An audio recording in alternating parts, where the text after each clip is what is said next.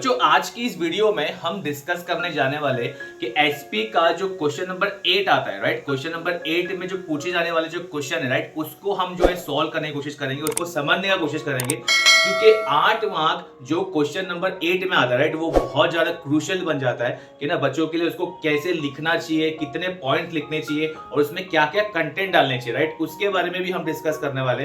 ठीक है, तो हमने इस बार आज जो पेपर लिया हुआ है वो फरवरी 2024 का लिया हुआ है, राइट। और इसी का पेपर को हम जो है 8 क्वेश्चन की अगर बात करें, अगर देखो डायरेक्टली आपको स्क्रीन पर दिख रहा है कि अगर 8 क्वेश्चन की हम बात करें तो वहां पे 2 क्वेश्चन पूछे गए, राइट। आपको एनी वन लिखना है, राइट, एनी वन लिखना है। तो वहां पे क्वेश्चन नंबर 1 जो आ रहा है, what are preference shares, explain its type in detail. And second question जो है, explain the provision of companies act 2013 for issue of debenture. ये 2 क्वेश्चन जो है हमको आज डिस्कस करना है, ठीक है ना। तो चैनल पे बने रहिए। अगर चैनल पे आपने अभी तक सब्सक्राइब नहीं किया, सब्सक्राइब कर लो, क्योंकि इसी प्रकार के आपको वीडियो और इंफॉर्मेशन जो है, अपडेट्स वगैरह जो है रेगुलर बेसिस पे मिलते रहेंगे। चलिए शुरू करते हैं। जैसे कि आपको क्वेश्चन तो दिख ही गया है, ठीक है, इसको समझने की कोशिश करते हैं। तो इसका एक वो जो है पीडीएफ है, राइट, मैं वो जरा निकालता हूँ, राइट, आपको समझ में आ जाएगा कि यहाँ पे जैसे देखो फर्स्ट क्वेश्चन जो है, what is preference share. Preference shares की अगर मैं बात करूं बच्चा, प्रेफरेंस शेयर्स का मतलब क्या होता है, राइट। 2 टाइप के शेयर्स होते हैं, इक्विटी शेयर, प्रेफरेंस शेयर्स, ठीक है ना। प्रेफरेंस शेयर मतलब क्या, नाम में लिखा हुआ इसके प्रेफरेंस मतलब क्या, फर्स्ट प्रायोरिटी। क्या, फर्स्ट प्रायोरिटी, ऐसा शेयर जिसके शेयर होल्डर के पास फर्स्ट प्रायोरिटी है of getting what, of getting dividend, right.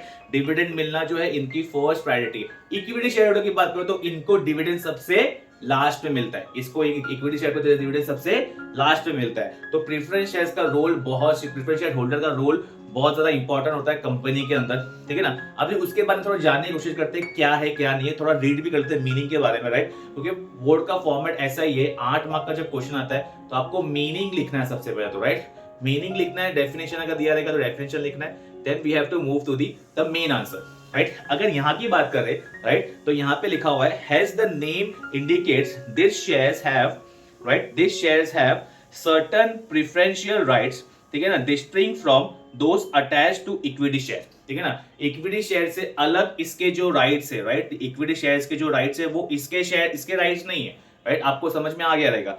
Then लिखा है, नेक्स्ट लिखा हुआ है, the share which carries following preferential right are termed as preference share.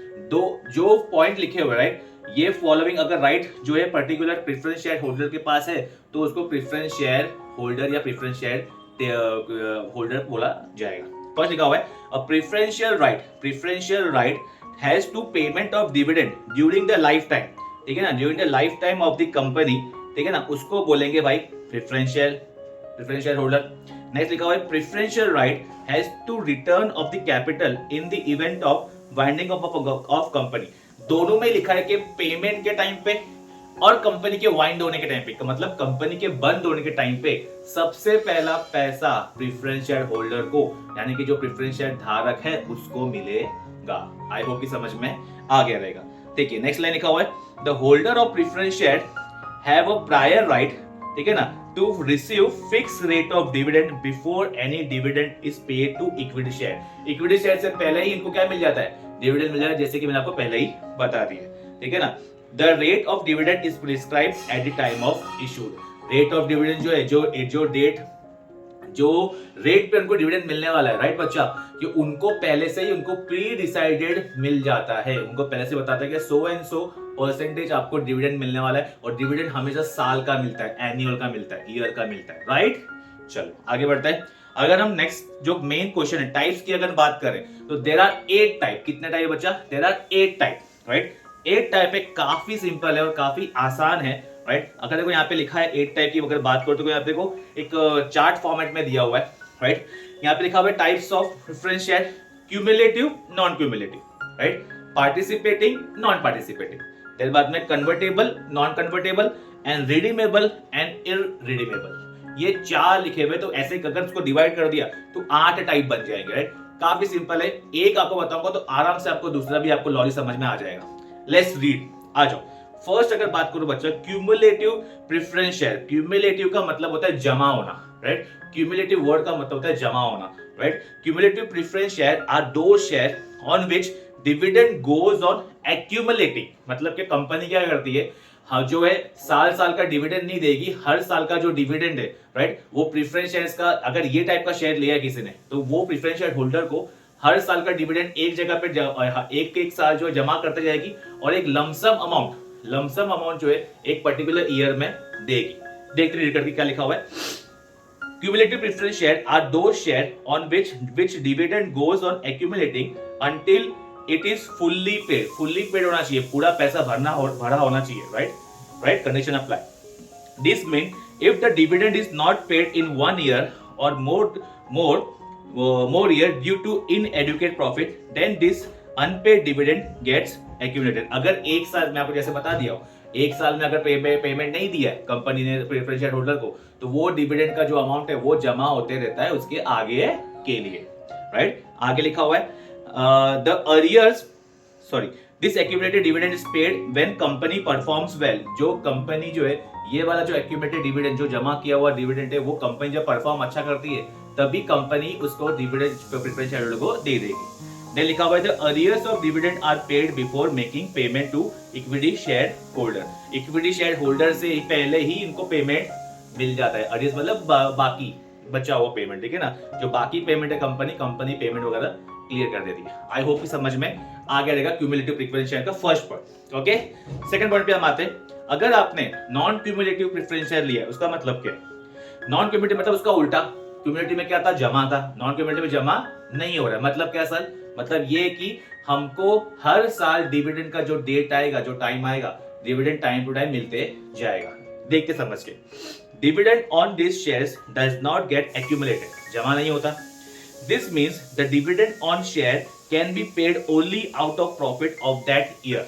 समझ में आ रहा है? वही साल का प्रॉफिट जो होगा वही पर्टिकुलर जो साल में मिल जाएगा आपको। The right to claim dividend will lapse if company does not make profit in that particular year.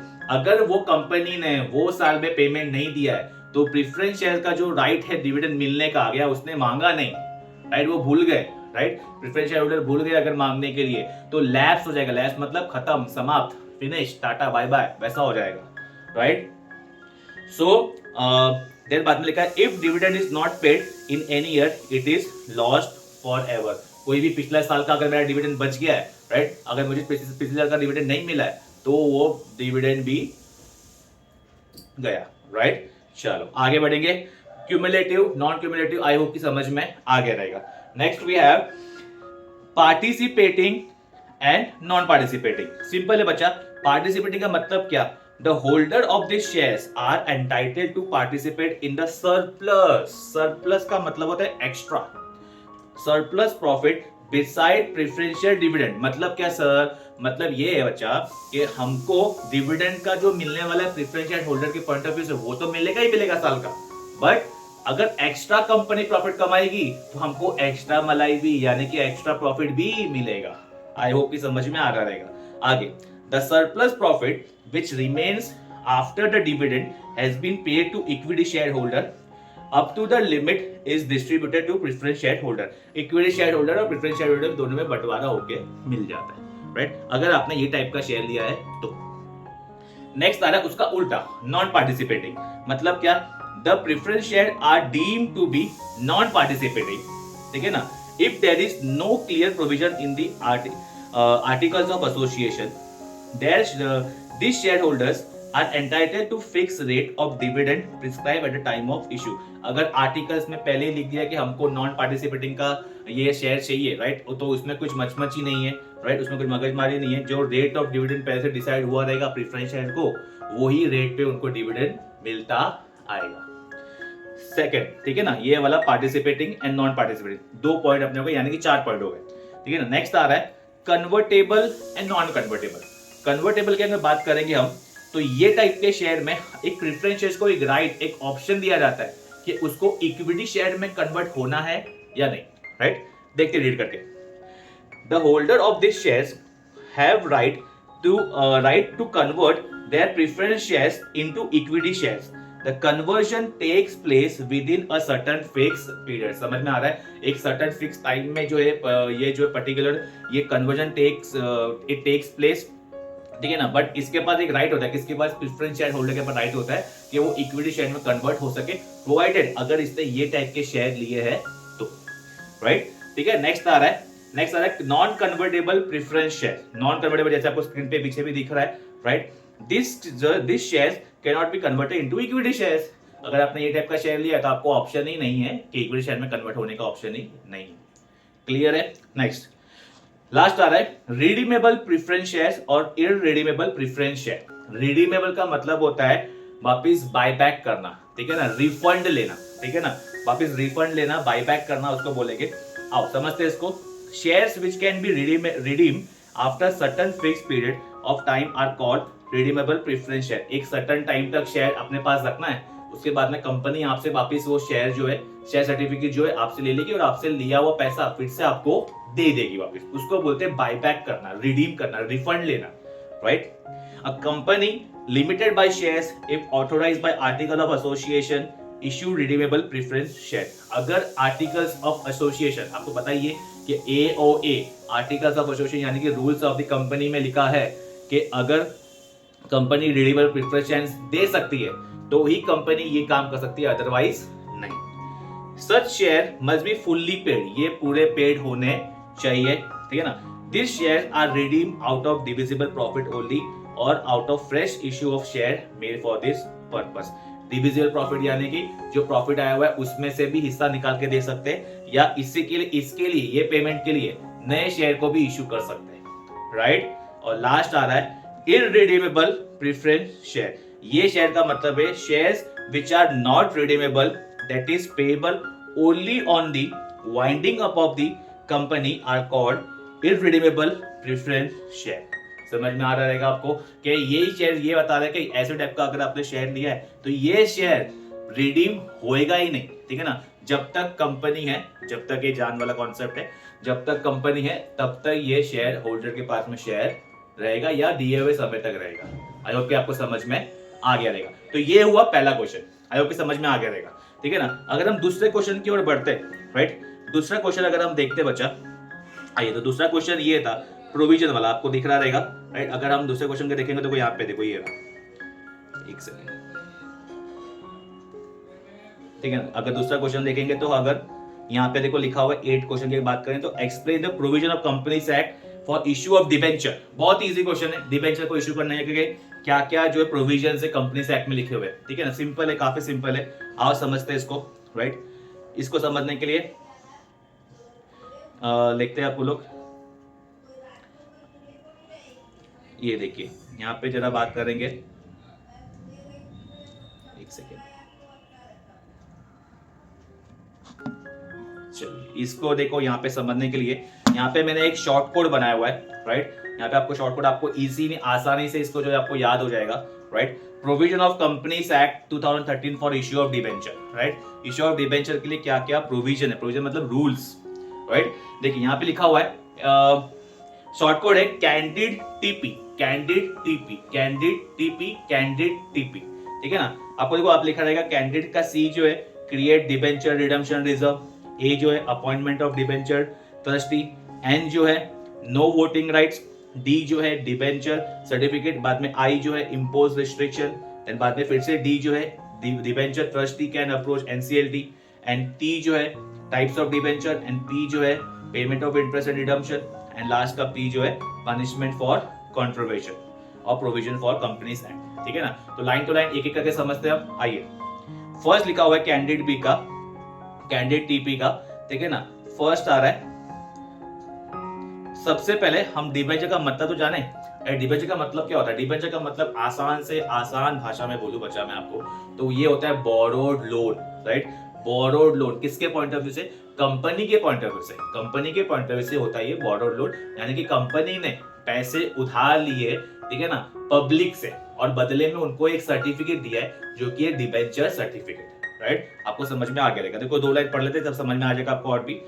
Debenture are one of the principal source of raising borrowed capital to meet long and medium term finance. Long मतलब पता ही होगा आपको, more than 5 years, ठीक है ना। Medium मतलब 1 to 5 years, right? Financial need of the company. Over the years, debenture have occupied a significant position in the financial structure of the company. Debenture ने बहुत ज्यादा एक पोजीशन बना के रखी है कि पैसे का अगर जुगाड़ शेयर से नहीं हो रहा है तो डिबेंचर बेच के किया जाएगा।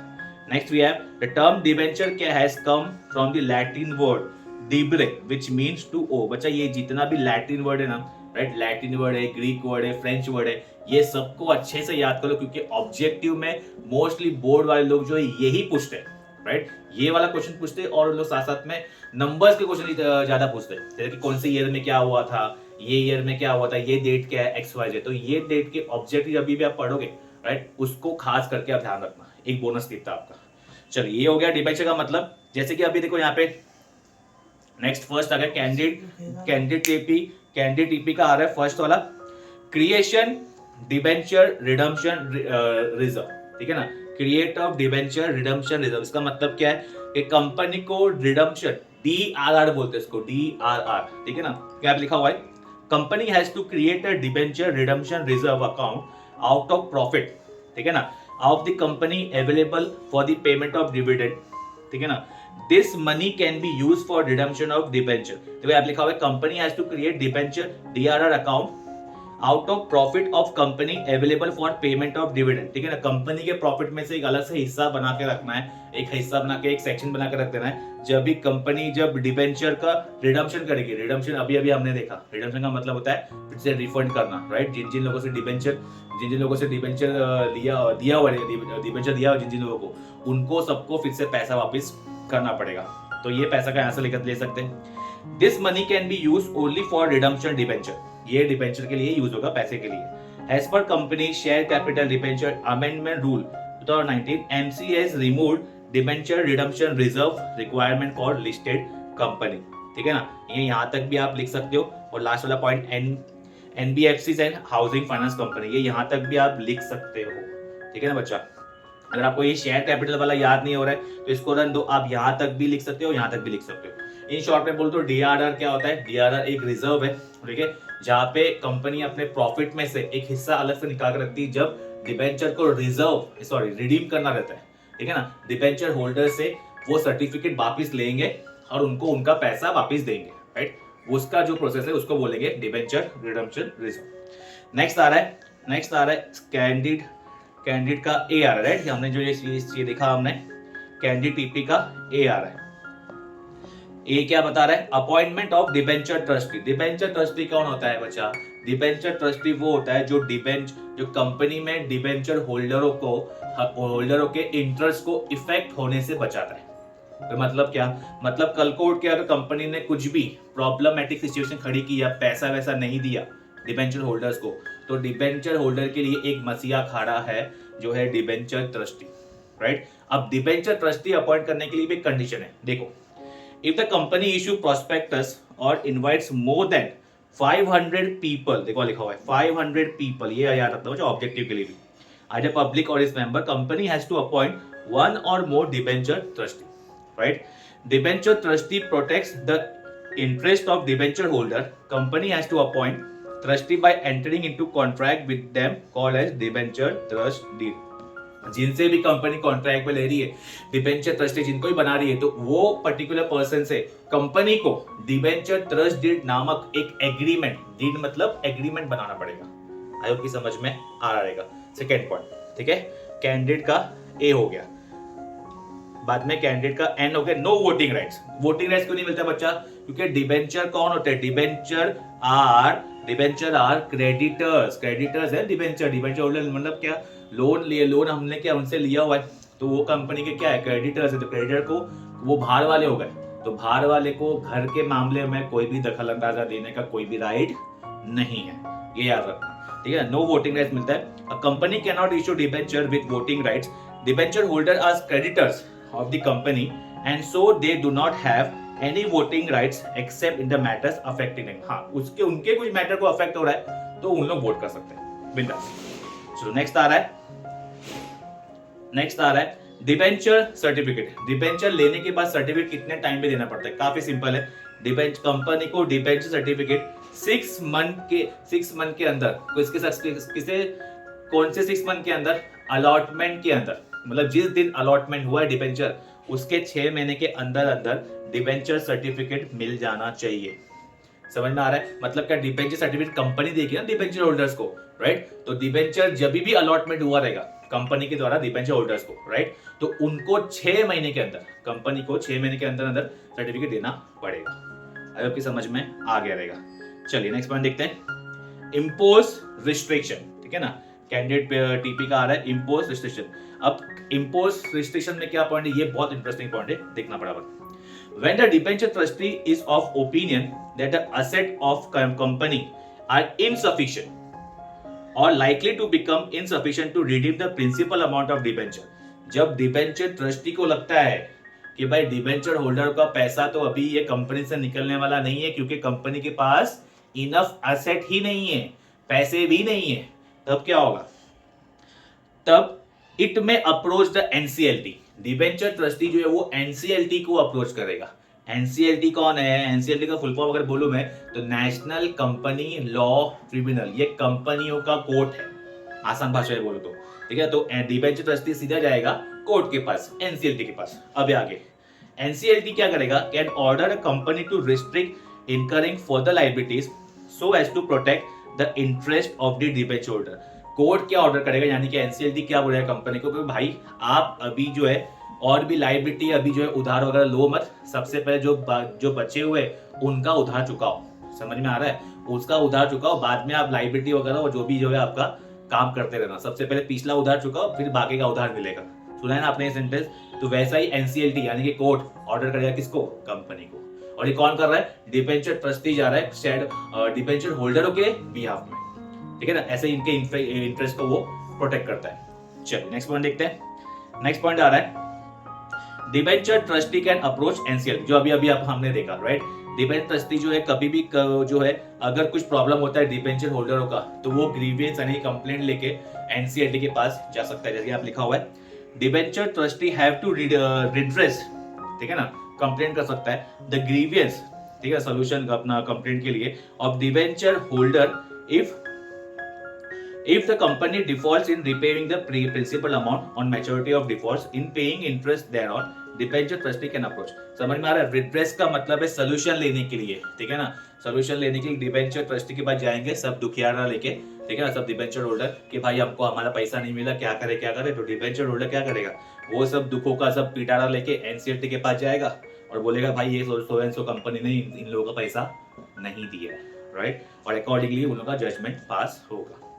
नेक्स्ट पॉइंट भी आया बच्चा, types of debenture. Types of debenture अभी अगर बात करो, जैसे हमने अभी प्रेफरेंस के में बात की, तो यहाँ पे भी ऐसा ही है, कंपनी कैन इश्यू सिक्योर्ड और अनसिक्योर्ड डिबेंचर, फुल्ली और partly paid, partly convertible debenture, non convertible debenture. To issue convertible debenture a special resolution to be pass in general meeting. General meeting के अंदर अगर हमको जो है स्पेशल रिजोल्यूशन पास करना पड़ेगा अगर कन्वर्टेबल डिबेंचर जैसे अभी हमने प्रेफरेंस शेयर में पढ़ा, राइट? हमने पढ़ा कि प्रेफरेंस शेयर को ऑप्शन होता है इक्विटी शेयर में कन्वर्ट होने का, वैसे ही ये जो है कन्वर्ट हो सकते हैं डिबेंचर होल्डर इक्विटी शेयर में, बट उनको स्पेशल रिजोल्यूशन यानी कि 75% ऑफ द परमिशन लेना पड़ेगा मीटिंग के अंदर। All debentures are redeemable in nature. Debenture जो होते हैं वो रिडीम होते ही होते हैं 100%, ठीक है? Next point, payment of interest and redemption. Simple है, क्योंकि डिबेंचर एक लोन है, ठीक है ना? तो company shall redeem the debenture and pay interest as per the terms and condition of the issue. क्योंकि लोन लिया है पब्लिक से तो लोन पे हमेशा क्या मिलता है? इंटरेस्ट मिलता है बच्चा। तो टाइम टू टाइम कंपनी को क्या करना चाहिए? लोन के ऊपर interest time to time payment करना चाहिए। किसको?